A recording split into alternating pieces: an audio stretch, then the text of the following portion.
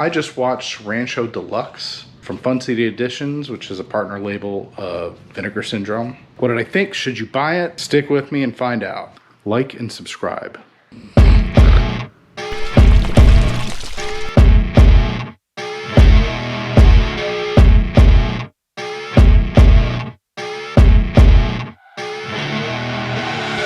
I'd never seen this movie before. I went in relatively blind. I made a list of things that jumped out to me while I was watching the movie. This list will help you decide whether the movie is for you or not. The list: cowboys, guitar, quarter walking, a chainsaw, cows, possibly a combination of chainsaw and cows, Harry Dean.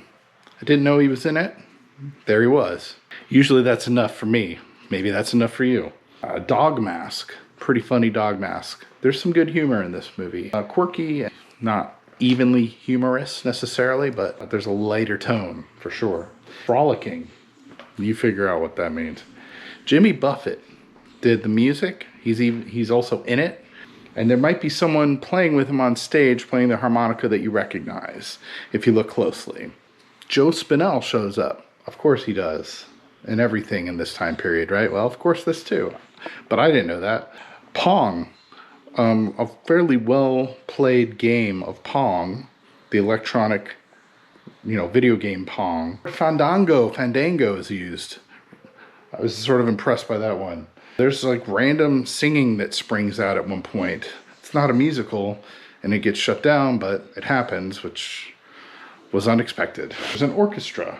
Sort of. And a whole scene of floozies and whoremongers revolving around said orchestra, or at least related to said orchestra, kind of. Yeah. A hood ornament, a particular one, which you will recognize. So, lastly, the setting actually is Livingston, Montana, which would also have been enough for me to check this movie out. Kind of a big deal for a certain group of people in that time period in movie making history.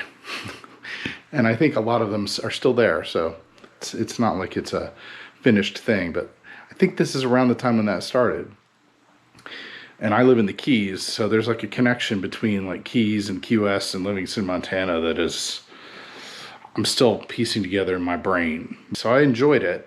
The movie is a little slow pacing wise in parts, and it plot-wise doesn't quite like come together. It's way more of a novel and trying to be a character piece without quite getting there probably, but a lot of good acting, funny moments.